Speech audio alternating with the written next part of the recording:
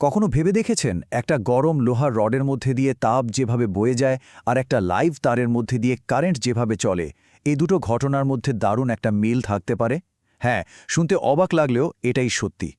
আজ আমরা তাপ আর বিদ্যুতের প্রবাহের এই অবাক করা সাদৃশ্যটাকেই খুঁজে বের করব আর জানব তাপীয় রোধ বা থার্মাল রেজিস্ট্যান্সের আসল রহস্যটা কী। তো মূল প্রশ্নটা হলো, একটা গরম ধাতব রড আর একটা বিদ্যুৎবাহী তার, এই দুটোর মধ্যে মিলটা ঠিক কোথায়? বাইরে থেকে দেখলে তো দুটোকে একদমই আলাদা ঘটনা বলে মনে হয়, তাই না? কিন্তু এদের গভীরে একটা দারুণ যোগসূত্র আছে, আর সেটাই আমাদের আজকের আলোচনার মূল ভিত্তি। যে কোনো ধরনের প্রবাহের পেছনেই কিন্তু একটা খুব সাধারণ নিয়ম কাজ করে। সেটা তাপ হোক বা বিদ্যুৎ, দুটোই এক জায়গা থেকে আরেক জায়গায় যায়, কারণ ওই দুই জায়গার মধ্যে একটা পার্থক্য থাকে। আর ঠিক এখানেই আমরা এদের মধ্যে প্রথম মিলটা খুঁজে পাই। ব্যাপারটা খুবই সহজ, তাই না? আমরা সবাই জানি তাপের ধর্মই হলো গরম জায়গা থেকে ঠান্ডা জায়গার দিকে ছুটে যাওয়া, আর এই প্রবাহটা ততক্ষণই চলে যতক্ষণ না দুই জায়গার তাপমাত্রা সমান হয়ে যাচ্ছে। তার মানে তাপকে চলতে হলে তাপমাত্রার একটা পার্থক্য থাকতেই হবে। ঠিক একই রকম একটা নিয়ম মেনে চলে বিদ্যুৎ প্রবাহ বা কারেন্ট।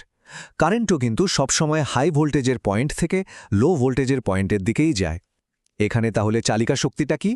ওটা হলো ভোল্টেজের পার্থক্য, বা যাকে আমরা পোটেনশিয়াল ডিফারেন্স বলি। তাহলে দেখুন, মিলটা কিন্তু এখন বেশ পরিষ্কার।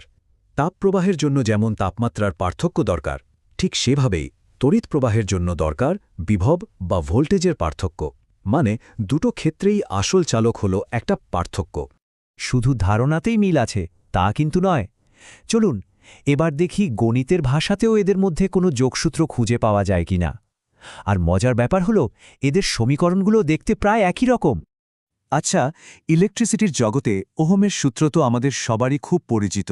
সূত্রটা কি বলে? এটা বলে যে কোনো তারের মধ্যে দিয়ে কারেন্ট বা প্রবাহের হার আই হবে তার দুই প্রান্তের ভোল্টেজের পার্থক্যের সমানুপাতিক আর তার রোধ বা রেজিস্ট্যান্সের আরের ব্যস্তানুপাতিক।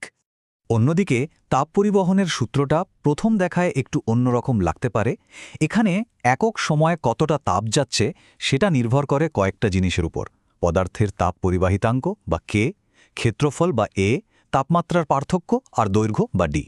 কিন্তু যদি আমরা এই সমীকরণটাকে একটু অন্যভাবে সাজিয়ে লিখি, তাহলেই একটা দারুণ জিনিস দেখতে পাব। এইবার দেখুন কি অসাধারণ একটা মিল। ওহমের সূত্রের সাথে তাপের এই নতুন করে সাজানো সমীকরণটা পাশাপাশি রাখলে দেখা যাচ্ছে যেখানে কারেন্ট বা আই আছে সেখানে আছে তাপপ্রবাহের হার, যেখানে ভোল্টেজের পার্থক্য সেখানে তাপমাত্রার পার্থক্য। আর সবচেয়ে ইন্টারেস্টিং ব্যাপার হলো, ওহমের সূত্রে যেখানে তড়িৎ রোধ বা আর আছে, তাপের সূত্রে ঠিক সেই একই জায়গায় বসে আছে D/Ka, এই পুরো রাশিটা। এই যে হুবহু গাণিতিক মিল, এটাই আমাদের একটা একদম নতুন এবং খুব শক্তিশালী ধারণার সাথে পরিচয় করিয়ে দেয়। যেহেতু D/Ka রাশিটা হুবহু ইলেকট্রিক্যাল রেজিস্ট্যান্স বা রোধের মতো আচরণ করছে, তাই বিজ্ঞানীরা এর একটা বিশেষ নামও দিয়েছেন। একেই বলা হয় তাপীয় রোধ বা থার্মাল রেজিস্ট্যান্স। কাজটা কি? একদম সহজ। ইলেকট্রিক্যাল রোধ যেমন কারেন্টকে বাধা দেয়, থার্মাল রোধ বা তাপীয় রোধও ঠিক সেইভাবেই তাপের প্রবাহকে বাধা দেয়। মানে এটা হলো তাপের চলার পথের একটা স্পিড ব্রেকারের মতো। কিন্তু গল্পটা এখানেই শেষ নয়, এই সাদৃশ্যটা কিন্তু আরও গভীরে যায়। চলুন রোধের সূত্রগুলোকে যদি আমরা আরেকটু ভেঙে দেখি, তাহলে আরও একটা দারুণ যোগসূত্র বেরিয়ে আসবে। আমরা জানি তড়িৎ রোধের সূত্রে একটা রো বা রোধাঙ্ক থাকে, যেটা পদার্থের একটা নিজস্ব ধর্ম। এবার তাপীয় রোধের সূত্রটার দিকে তাকান। এখানেও দেখা যাচ্ছে D/A-এর সাথে 1/K রাশিটা গুণ হয়ে আছে। তার মানে কি দাঁড়ালো? তড়িৎ রোধাঙ্কের রোয়ের মতো কাজটা এখানে করছে 1/K। আর এই 1/K-কেই বলা হয় তাপীয় রোধাঙ্ক। এটা আসলে পদার্থের একটা মৌলিক ধর্ম, যেটা দিয়ে বোঝা যায় যে পদার্থটা স্বাভাবিকভাবে তাপকে কতটা বাধা দেবে। সহজ কথায়, কোনো পদার্থের তাপ পরিবাহিতাঙ্ক কে যত বেশি হবে, মানে সেটা তাপকে যেতে তত বেশি সাহায্য করবে, তার তাপীয় রোধাঙ্ক 1/K ততই কম হবে। একদম ব্যস্তানুপাতিক সম্পর্ক। তো এতক্ষণ আমরা যা যা আলোচনা করলাম, চলুন তার থেকে সবচেয়ে জরুরি তথ্যগুলো একবার এক জায়গায় গুছিয়ে দেখে নিই। এই জিনিসগুলো কিন্তু একাডেমিক বা প্র্যাকটিক্যাল দুই ক্ষেত্রেই খুব কাজে লাগবে।